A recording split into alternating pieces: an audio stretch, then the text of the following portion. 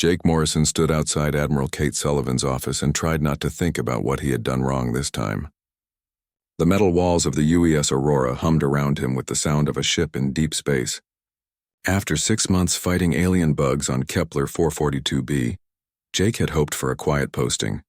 Maybe guard duty at a supply depot. Maybe training new recruits back on Earth. The door slid open with a soft hiss. "Come in, Sergeant Morrison," Admiral Sullivan said from behind her desk.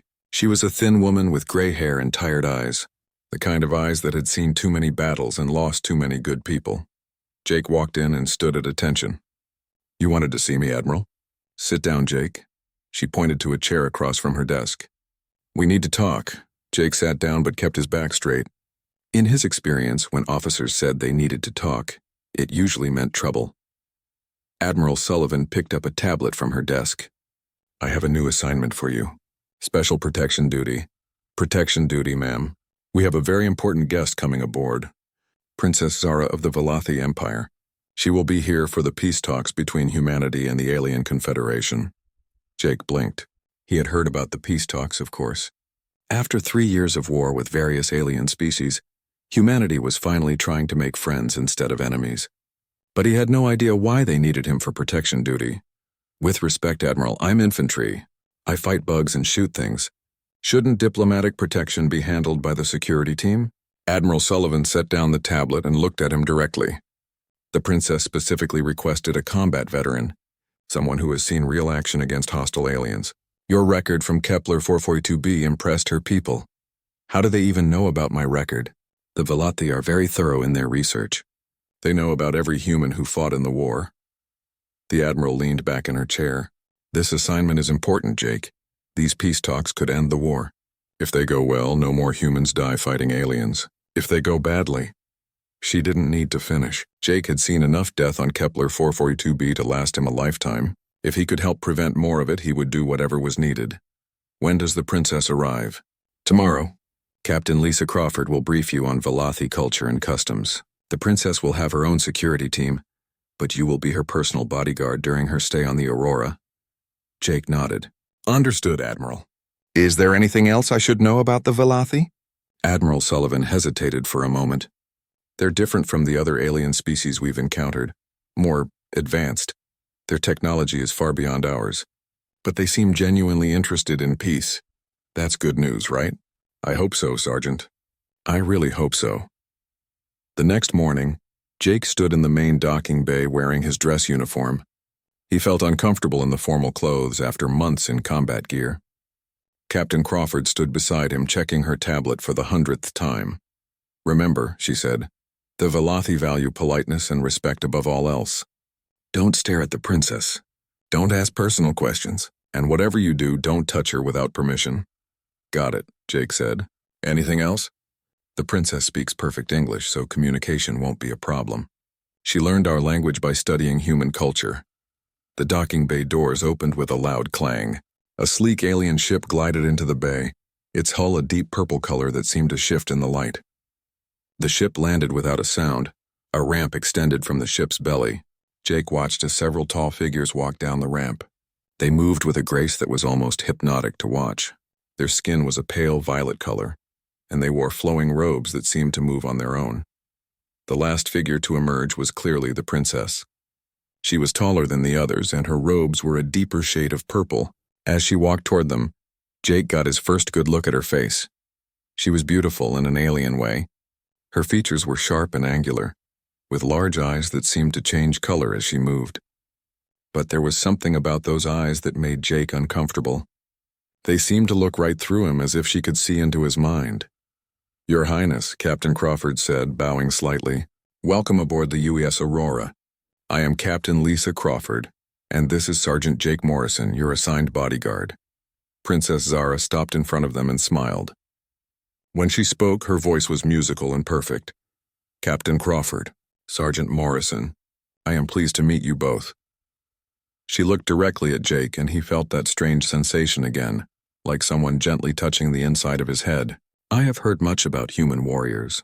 I look forward to working with you." Jake tried to ignore the weird feeling and focused on doing his job. "Thank you, Your Highness. I'll do everything I can to keep you safe during your stay." The princess tilted her head slightly, as if listening to something only she could hear. "I'm sure you will, Sergeant. I can see that you are a man of strong will." Captain Crawford led them out of the docking bay and toward the guest quarters. As they walked through the corridors of the Aurora, Jake noticed how other crew members reacted to the princess. They all stopped what they were doing and stared at her with blank expressions on their faces. "Is that normal?" Jake asked Captain Crawford quietly. "What do you mean?" "The way everyone is looking at her." Captain Crawford glanced around and shrugged. "I suppose they're just curious. It's not every day we have alien royalty aboard." But Jake wasn't convinced. There was something about the way people stared at the princess that bothered him. Their eyes were too blank, too empty, like they weren't really thinking about what they were seeing. When they reached the guest quarters, Princess Zara turned to Jake. "Sergeant Morrison, I would like to speak with you privately. There are things about my people that you should know if you are to protect me properly." Captain Crawford nodded. "I'll leave you two to get acquainted. If you need anything, Your Highness, just ask." After Captain Crawford left, Jake found himself alone with the alien princess. She walked to the window that looked out into space and stood there for a long moment. "Tell me about yourself, Sergeant," she said without turning around. "Not much to tell, Your Highness. I'm a soldier. I follow orders and protect people. And what do you think of aliens?" Jake considered his answer carefully. "I've fought against hostile aliens, but I'm hoping these peace talks will help us find common ground." Princess Zara turned to face him, and Jake felt that strange sensation in his head again, stronger this time. "You have seen much death, haven't you, Sergeant?" "Lost many friends in battle," Jake stiffened. He hadn't mentioned anything about losing friends. "How did you know that?" The princess smiled, but it didn't reach her eyes. "I told you, Sergeant. My people are very thorough in our research." But Jake was starting to think there was more to it than research. The way she looked at him, the strange feeling in his head, the blank stares from the crew. Something was definitely wrong here. He just didn't know what yet. 3 days into Princess Zara's visit, Jake knew something was wrong. He just couldn't prove it yet. It started with small things. Chief Engineer Ryan Blake, who normally argued about everything, suddenly became helpful and agreeable whenever the princess was around. During a technical briefing about the ship's engines, Blake nodded along with everything she said, even when she suggested modifications that made no sense. "The princess thinks we should reroute power through the secondary conduits," Blake told his engineering team after the meeting. His voice sounded flat and distant. "But sir," one of the junior engineers said, "that would reduce our efficiency by 30%. Blake stared at him with blank eyes. "The princess knows what she's talking about. Make the changes." Jake watched this exchange from the doorway and felt his stomach twist. This wasn't the Ryan Blake he knew. The real Blake would have fought tooth and nail against any suggestion that might hurt his precious engines. The same thing happened with Dr. Maria Santos. The ship's doctor had always been protective of her medical bay and suspicious of alien technology. But after spending an hour with Princess Zara discussing Vellathi medicine, she became an enthusiastic supporter of alien healing methods. "Their medical knowledge is far superior to ours," Dr. Santos told Jake during his routine physical exam. "The princess has shown me techniques that could revolutionize human medicine." "What kind of techniques?" Jake asked. Dr. Santos looked confused for a moment, as if she couldn't quite remember. "Well, they use mental focus to help patients heal faster. It's really quite remarkable." "Mental focus?" "Yes, the mind has incredible power over the body. The princess has been teaching me how to use it." Dr. Santos smiled, but her eyes remained strangely vacant. "She's going to show me more advanced techniques tomorrow." Jake left the medical bay feeling more worried than before. Dr. Santos was one of the sharpest people he knew, but she was talking like someone in a trance. That evening, Jake tried to discuss his concerns with Captain Crawford. He found her in her office, staring at reports on her computer screen. "Captain, I need to talk to you about the princess." Crawford looked up with tired eyes.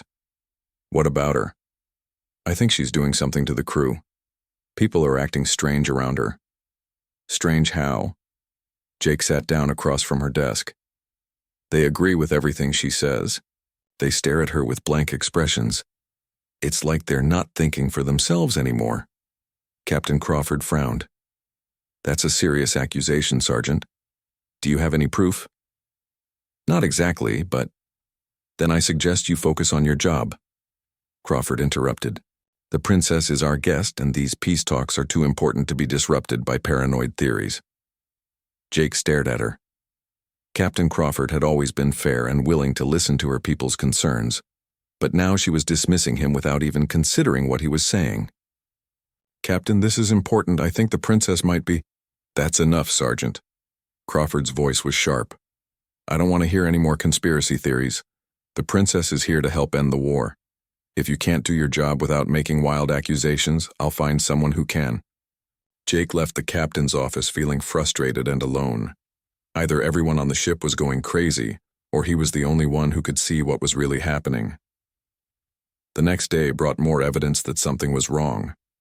During a diplomatic meeting between the princess and the human negotiation team, Jake watched from his position by the door. Princess Zara spoke about the benefits of cooperation between their species, and every human in the room nodded along like puppets. But Jake noticed something else. Whenever the princess made a particularly important point, her eyes would glow slightly, and a strange pressure would fill the room. Jake felt it pressing against his mind like invisible hands trying to reach inside his head. He fought back by focusing on his memories of Earth. He thought about his hometown, his family, the reasons he had joined the military. The pressure eased, and his mind cleared. When he looked around the room, he realized he was the only one who seemed aware of what had happened. Everyone else continued to nod and smile at everything the princess said. After the meeting, Jake followed the princess back to her quarters. She walked with that same graceful movement, but now it seemed predatory to him. You're very quiet today, Sergeant Morrison, she said without turning around. Just doing my job, Your Highness. She stopped and faced him.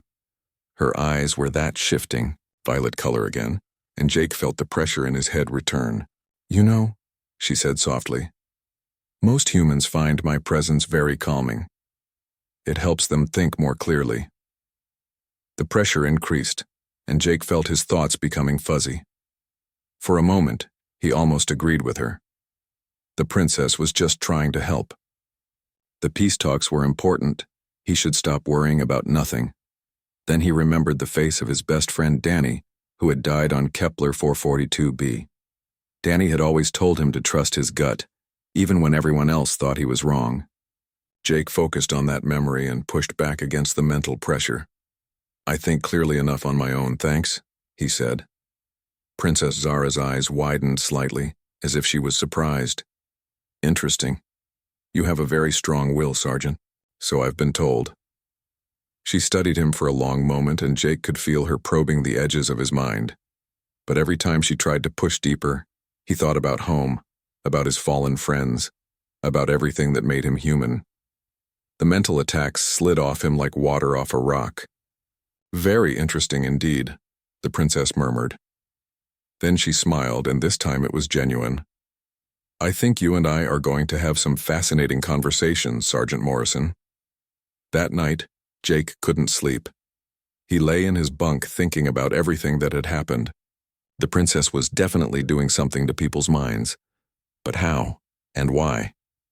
He thought about the peace talks and felt a chill run down his spine. If the princess could control people's thoughts, what did that mean for the negotiations? Were the human diplomats making decisions of their own free will, or were they being manipulated? Jake got up and walked to his small window. Outside, stars stretched endlessly in all directions. Somewhere out there was Earth, where billions of humans lived their lives without knowing that their representatives might be dancing to an alien's tune. The next morning brought another disturbing incident. Jake was escorting the princess to a meeting with Admiral Sullivan when they passed a group of crew members in the corridor. As they walked by, Jake noticed how everyone stopped what they were doing and stared at the princess, but this time, he paid attention to their faces. Their expressions weren't just blank, they were peaceful in an unnatural way, like people in a deep trance who were having pleasant dreams. One of the crew members, a young communications officer named Pete Collins, suddenly shook his head as if waking up. He looked around in confusion, then hurried away down the corridor. Princess Zara noticed too. That one has an unusually chaotic mind, she said, almost to herself. What do you mean? Nothing important, Sergeant, just an observation. But Jake filed the information away. If Pete Collins could somehow resist whatever the princess was doing, maybe he wasn't the only one. During the meeting with Admiral Sullivan, Jake watched carefully. The princess spoke about trade agreements and mutual defense pacts, and the Admiral agreed to everything without question. But Jake noticed that every few minutes the princess would pause and her eyes would glow slightly. Each time it happened, Admiral Sullivan's expression would become more vacant, more agreeable. By the end of the meeting, she was promising things that Jake was sure she would never have agreed to under normal circumstances. Excellent, Princess Zara said as they left the Admiral's office. I believe we are making real progress toward peace. Jake said nothing, but his mind was racing. The princess wasn't just influencing people, she was controlling them completely. And if she could control the Admiral and the negotiation team, she could make them agree to anything she wanted. The question was, what did she want? That evening, Jake made a decision. He couldn't prove what the princess was doing, and no one would believe him even if he could. But he had to find out more about her plans. He waited until late at night, then made his way to the guest quarters. The princess's guards were nowhere to be seen, which struck him as odd. A visiting dignitary should always have protection, unless she didn't need it because she could control anyone who might threaten her. Jake approached the princess's door and listened carefully. He could hear her voice inside, speaking in a language he didn't recognize. But there was something about the tone that made his skin crawl. It sounded like she was giving orders. He pressed his ear closer to the door and felt that familiar pressure in his head. But this time it was different, stronger and more focused, like she was broadcasting something to multiple targets at once.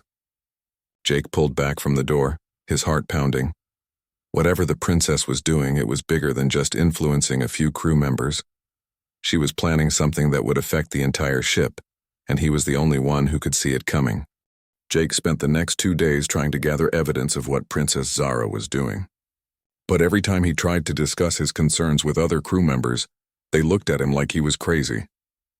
Even worse, some of them reported his strange behavior to their superiors.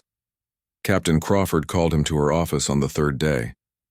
Sergeant Morrison, I've been getting reports that you're making wild accusations about our guest, she said. Her voice was cold and distant, nothing like the warm captain he had known before. Captain, I know how it sounds, but something is wrong here. The princess is controlling people's minds. Crawford stared at him with those same blank eyes he had seen on so many others. That's impossible, Sergeant. The Velothi are a peaceful species. They're here to help us end the war. Think about it, Captain. When did you start believing that? Before or after you met the princess? For just a moment, confusion flickered across Crawford's face. But then her expression went blank again. I think you need to report to Dr. Santos for a psychological evaluation. Jake felt his heart sink. Dr. Santos was completely under the princess's influence. If he went to her for evaluation, he would probably end up the same way. Captain, please listen to me. I know this sounds crazy, but that's an order, Sergeant. Jake had no choice but to agree. But instead of going to the medical bay, he decided to confront Princess Zara directly. If she was going to turn him into another puppet, at least he would know the truth first. He found her in the observation deck, looking out at the stars. She didn't turn around when he entered, but she spoke as if she had been expecting him. You're very persistent, Sergeant Morrison. Most humans would have given up by now. Most humans don't know what you're really doing. Princess Zara turned to face him, and her smile was sad and tired. And what do you think I'm doing? Controlling people's minds, making them agree with whatever you say, turning them into puppets. Puppets is such an ugly word. The princess walked closer, and Jake felt that familiar pressure in his head. But this time he was ready for it. He focused on his anger, his determination to protect his people, and the mental attack slid off him. Interesting, she said, tilting her head. Your resistance is stronger than I expected. Most minds crack after a few days of constant pressure, so you admit it. You are controlling people. Princess Zara sighed and walked to one of the chairs near the window. Sit down, Sergeant. Let me tell you the truth about my people. Jake remained standing, his hand near his weapon. I'll listen from here. As you wish. The princess folded her hands in her lap. The Velothi are what you might call natural telepaths. We can read thoughts, influence emotions, and yes, control minds when necessary. To us it is as natural as breathing. And you think that gives you the right to mess with people's heads? Right? Princess Zara looked genuinely confused. We don't think in terms of right, Sergeant. We think in terms of order and chaos. The universe is a dangerous place, full of species that cannot control their violent impulses. We bring peace by helping them think more clearly. Jake felt sick. You mean by making them think what you want them to think? Sometimes, yes. Your species is particularly chaotic, Sergeant Morrison. Humans are unpredictable, violent, and dangerous to galactic stability. Left to your own devices, you will eventually destroy yourselves and possibly others. So you decided to control us instead. Princess Zara stood up and walked back to the window. These peace talks are not what your leaders think they are, Sergeant. My people have no intention of treating humanity as equals. We see you as children who need guidance. What kind of guidance? We will place key human leaders under our influence. Your military commanders, your politicians, your scientists. They will make decisions that serve the greater good of galactic peace while believing they are acting of their own free will. Jake felt cold rage building in his chest. You're talking about enslaving the entire human race. We prefer to think of it as management. Your people will be happier under our guidance. No more wars, no more conflicts, no more chaos. Just peaceful cooperation under Velothi oversight. And what about people like me? People who can resist your mind control? Princess Zara turned to look at him, and for the first time Jake saw something like respect in her alien eyes. People like you are very rare, Sergeant. In all my years, I have never encountered a mind I could not eventually break or bend. You are the first. Lucky me, indeed. Which is why I am offering you a choice. The princess walked closer, and Jake could feel her mental pressure increasing. Join us willingly, and I will ensure you retain some measure of free will while serving the greater good. You could be a leader among your people, helping to guide them into their new future. And if I refuse, then I will keep trying to break down your mental defenses until you eventually submit. It may take weeks or months, but I have time, and I am very patient. Jake looked into her violet eyes and saw the absolute certainty there. She believed every word she was saying. In her mind, she was offering humanity a gift. Why are you telling me this? He asked. Why not just keep trying to control me like you're doing with everyone else? Because you fascinate me, Sergeant Morrison. Your resistance is unlike anything I have ever encountered. I want to understand how your mind works before I finally break it. The princess raised her hand and Jake felt a crushing mental pressure slam into his brain. It was like someone was trying to squeeze his thoughts into a different shape. For a moment his vision blurred and he almost fell to his knees. But then he thought about his friend Danny, who had died fighting to protect human freedom. He thought about his family back on Earth, who deserved to live their lives without alien puppet masters pulling their strings. He thought about every human who had ever fought and died for the right to make their own choices. The mental pressure shattered against his will like waves against a rock. Princess Zara stepped back, her eyes wide with surprise. Remarkable. How are you doing that?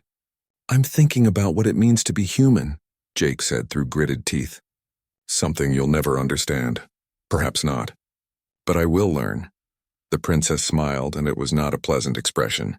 You cannot resist forever, Sergeant. I have already begun working on the other members of your crew. Soon everyone aboard this ship will be under my influence except you.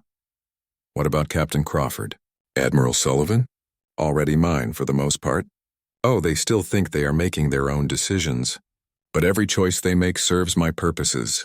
Jake felt a chill run down his spine. The peace treaty. You're going to make them sign away human independence. Among other things, yes. Earth's military will be disbanded. Your colonial governments will accept Velothi advisors. Your scientists will share all their research with us. And best of all, your leaders will believe they negotiated these terms themselves. I won't let you do this. Princess Zara laughed, a sound like silver bells. And how exactly will you stop me, Sergeant? You are one man aboard a ship full of people under my control. Who will believe you? Who will help you? Jake didn't have an answer for that. But he knew he had to try something, even if it meant going down fighting. I can see the determination in your eyes, the princess said. It is admirable in a pointless sort of way. But you should know that I am not alone in this endeavor. There are others of my kind positioned throughout your government and military. Even if you somehow managed to stop me, the plan would continue. How many others? Enough! We have been preparing for this moment for years, Sergeant Morrison. Ever since we first learned of humanity's existence. The princess walked toward the door, then paused and looked back at him. I will give you some time to think about my offer. But do not take too long to decide. My patience, while considerable, is not infinite. After she left, Jake stood alone in the observation deck staring out at the stars. Somewhere out there was Earth, where billions of humans lived their lives in freedom. For now, he thought about Princess Zara's offer. Part of him was tempted to accept it. If he couldn't stop her plan anyway, maybe it would be better to retain some small measure of independence rather than lose everything. But then he thought about Danny again, and all the other soldiers who had died fighting for human freedom. They hadn't given up when the odds were hopeless. They had fought to the end because some things were worth dying for. Jake made his decision. He didn't know how he was going to stop the princess and her plan, but he was going to try. Even if it killed him, because that's what humans did. They fought for their freedom, no matter how hopeless things looked. And sometimes, just sometimes, their stubborn refusal to give up was enough to change everything. Jake knew he couldn't fight Princess Zara alone. He needed allies, but finding them seemed impossible when most of the crew was already under her influence. He started by carefully watching everyone aboard the Aurora, looking for signs that someone else might be resisting the mental control. The first person he noticed was Communications Officer Pete Collins.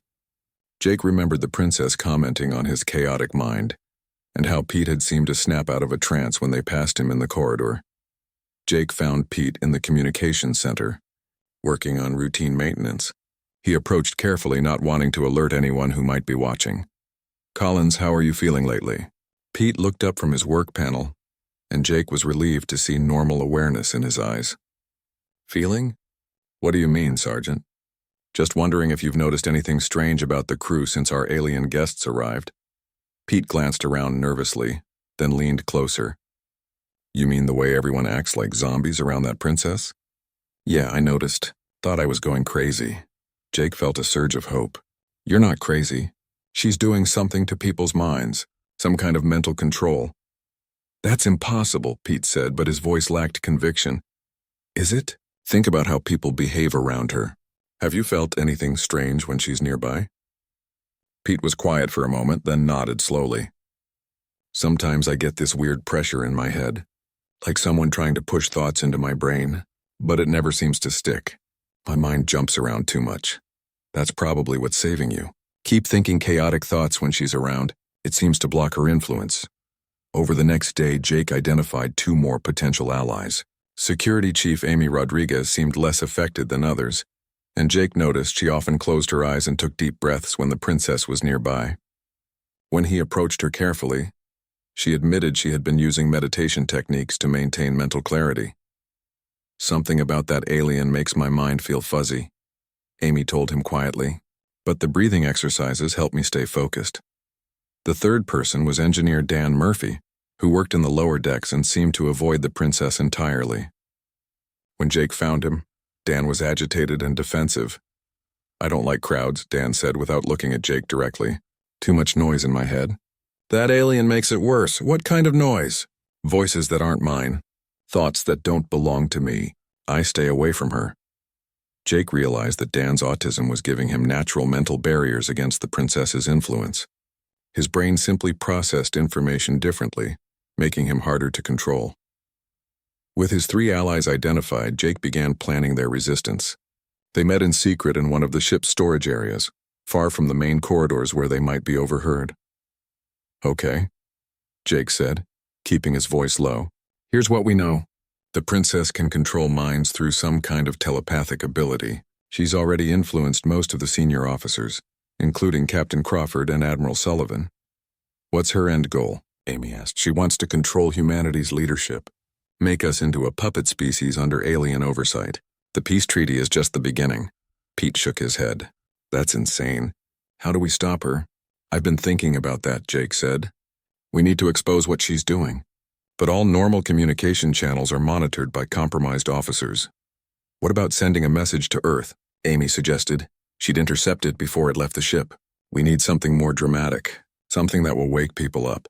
Dan spoke up suddenly. The ship's computer system has built-in safeguards against telepathic interference. Emergency protocols that can't be overridden by mental influence.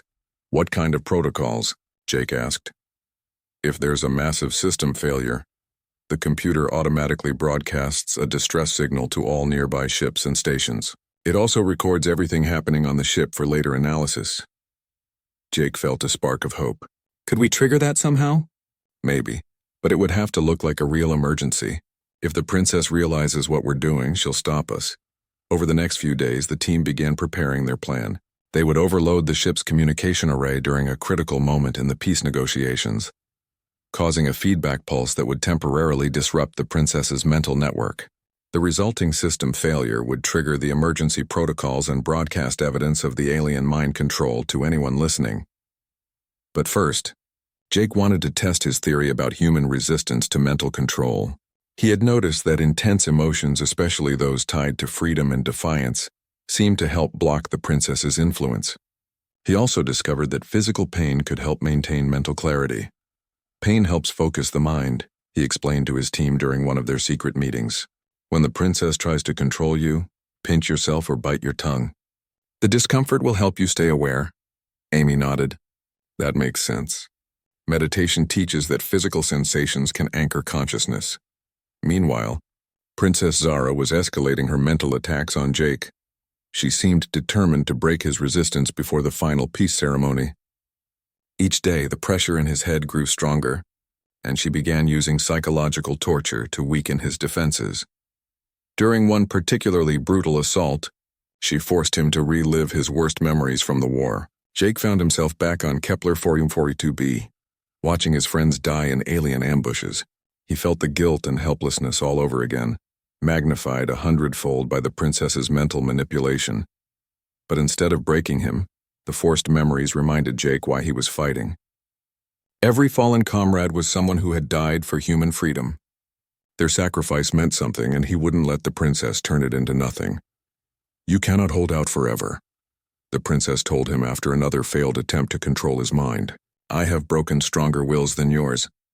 Maybe, Jake said through gritted teeth. But you haven't broken mine yet. Your resistance only delays the inevitable. Soon every human on this ship will be under my complete control. Your Captain Crawford has already agreed to the new treaty terms. Admiral Sullivan is preparing to transmit the agreements to Earth for immediate ratification. Jake felt sick. The princess was moving faster than he had expected. How long do we have? The final ceremony is tomorrow. After that, the process will be irreversible. That night, Jake gathered his team for the last time. They reviewed their plan carefully, knowing they would only get one chance. Remember, Jake told them, when the feedback pulse hits, everyone controlled by the princess will temporarily regain their normal thoughts. It won't last long, but it should be enough to expose what's really happening. What if it doesn't work? Pete asked. Then we'll have to live with knowing we tried, Jake said. But I believe it will work. The princess is powerful, but she's not used to humans fighting back. Our chaotic nature is something she's never encountered before. Amy checked her watch. The ceremony starts in 8 hours. Are we really going to do this? Jake looked at each of his teammates. They were scared, he could see it in their faces. But they were also determined. They understood what was at stake. Yes, he said, we're going to do this. Because that's what humans do. We fight for our freedom, even when the odds are hopeless. The next morning, Jake put on his dress uniform and prepared to escort Princess Zara to what was supposed to be humanity's surrender. But if everything went according to plan, it would instead be the moment when the human spirit showed the galaxy that some species couldn't be controlled. As he walked toward the princess's quarters, Jake thought about all the humans throughout history who had fought against seemingly impossible odds. They had won not because they were stronger or smarter than their enemies, but because they refused to give up. Today, it was his turn to carry on that tradition. Win or lose, the princess was about to learn that humanity's greatest strength wasn't their technology or their weapons. It was their stubborn, chaotic, impossible to predict refusal to kneel before anyone who tried to rule them. The final peace ceremony was held in the Aurora's main conference room. Jake stood at his post near the wall, watching as human and alien delegates took their seats around the large table. Princess Zara sat at the head of the table, wearing elegant robes that seemed to shimmer with their own light. Admiral Sullivan and Captain Crawford flanked her on either side, their faces wearing the same blank, peaceful expressions Jake had come to associate with the princess's mental control. The human negotiation team sat across from their Velothi counterparts, ready to sign agreements that would effectively end human independence. Jake caught sight of his teammates in their assigned positions. Pete Collins was monitoring communications from the back of the room. Amy Rodriguez stood near the door, ostensibly providing security. Dan Murphy was in the engineering section, waiting for Jake's signal to overload the communication array. Princess Zara stood up to address the assembly, and Jake felt the familiar pressure in his head as she began to speak. "Today marks a new chapter in the relationship between our species," she said, her musical voice carrying easily through the room. "The agreements we sign here will ensure lasting peace and prosperity for both our peoples."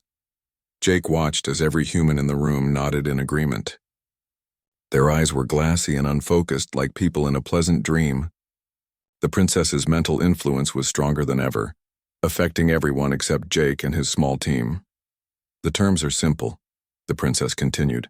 "Humanity will accept Velothi guidance in matters of governance, military policy, and scientific research. In return, we will share our advanced technology and help Earth transition to a more peaceful society." Admiral Sullivan stood up, holding a tablet containing the treaty documents. "On behalf of humanity, I am honored to accept these terms." This was it. Jake gave Pete a subtle hand signal across the room. Pete nodded and began typing commands into his communication console. Seconds later, the ship's lights flickered as the communication array began drawing massive amounts of power. Warning alarms started blaring as the system approached critical overload. Princess Zara turned toward the noise, confusion flickering across her face. "What is happening?" The communication array exploded in a shower of sparks and electrical feedback. The pulse of energy that followed was invisible to most people, but Jake felt it as a wave of relief washing through his mind. The constant pressure from the princess's mental influence suddenly disappeared. All around the room, people began blinking and shaking their heads as if waking from a deep sleep. The glassy look faded from their eyes, replaced by confusion and growing alarm. "What?" Admiral Sullivan looked down at the tablet in her hands, reading the treaty terms for the first time with a clear mind. "This can't be right. These terms would make us a vassal state." Captain Crawford stood up abruptly, her face pale. "I remember now. The meetings, the decisions we made. We weren't thinking clearly." Princess Zara realized what had happened, and her calm mask slipped for the first time. "Impossible. The feedback should not have affected my mental network." "That's because you don't understand humans," Jake said, stepping forward from his position by the wall. "We're not like the other species you've controlled. We're chaotic, unpredictable, and we hate being told what to do." The princess's eyes blazed with anger, and Jake felt her mental power slam into his mind with incredible force. But this time he wasn't alone. Around the room, other humans were fighting back against her influence with their newly cleared thoughts. "I will not be defeated by primitives," Princess Zara snarled. Her composure completely gone, she raised both hands and attempted to dominate every human mind in the room simultaneously. It was the biggest mistake she could have made. Instead of the orderly, controllable thoughts she was used to manipulating, she encountered the full chaotic fury of human consciousness. Dozens of minds, each one fiercely individual, pushed back against her assault with everything they had. Jake felt the princess's mental power fracture as it struck the collective wall of human stubbornness. Her telepathic abilities, evolved to control peaceful and orderly alien minds, simply couldn't handle the disorganized chaos of human thought. Princess Zara screamed and collapsed to her knees, clutching her head. The mental feedback from her failed assault burned out her psychic abilities entirely, leaving her powerless and alone for the first time in her life. The room erupted in shouting as the human delegates realized what had almost happened. Admiral Sullivan was barking orders to security teams throughout the ship. Captain Crawford was demanding answers from the Velothi delegation. But Jake was focused on Princess Zara. She looked up at him from where she knelt on the floor, her violet eyes now just normal alien eyes without any special power behind them. "How?" she whispered. "How did you resist us?" Jake knelt down so he could look her in the eyes. "Because we're human. We don't like being controlled, and we're too stubborn to give up even when we should. Your species is chaotic, dangerous. Without guidance, you will destroy yourselves. Maybe, Jake said, but that's our choice to make. And if we do destroy ourselves, at least we'll do it as free beings, not as slaves. Princess Zara stared at him for a long moment, and Jake saw something he hadn't expected in her expression. Fear. Not fear of him, but fear of being alone with her own thoughts for the first time in her life. What will happen to me now? She asked quietly. Jake looked around the room at the angry human delegates and the confused Velothi representatives. Admiral Sullivan was already talking about imprisonment and war crimes trials. That's not up to me, Jake said. But I'll tell you what I told my team when we were planning this. Humans fight for their freedom, but we also believe in giving people second chances. Over the following days, the situation aboard the Aurora was slowly sorted out. The Velothi delegation claimed they had no knowledge of the princess's mental manipulation, and investigations revealed that Princess Zara had been acting on her own initiative. Her species, while naturally telepathic, did not normally use their abilities for conquest. The peace talks resumed, but on completely different terms. Humanity now knew about Velothi mental abilities and insisted on protocols to prevent future manipulation. Jake found himself promoted to head of the newly created Psychic Defense Corps, tasked with training humans to resist mental influence. Princess Zara, stripped of her powers and facing the possibility of lifelong imprisonment, made an unexpected request. She asked to work with Jake's team, helping them understand telepathic abilities and identify other species that might pose similar threats. Why would you want to help us?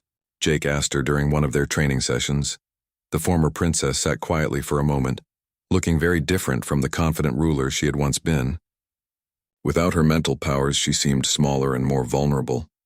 Because you were right, she said finally. I thought I was bringing order to chaos, but I was really just afraid of things I couldn't control. Your people taught me something I never learned in my own culture. What's that?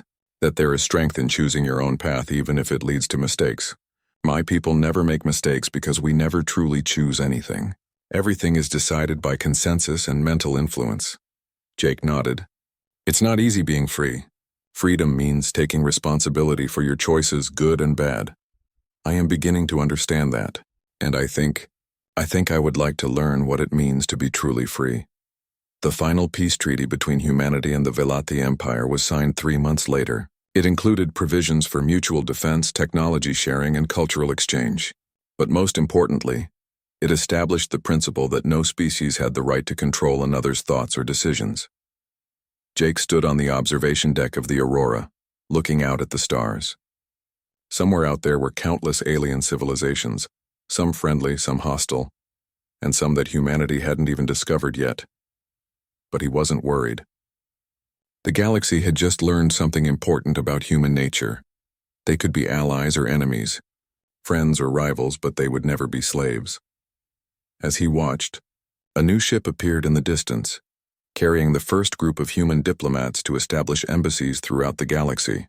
They would face challenges and dangers Jake couldn't even imagine, but they would face them as free beings making their own choices. Behind him, he heard footsteps approaching. Princess Zara joined him at the window, looking out at the same stars with eyes that were learning to see the universe in a completely new way.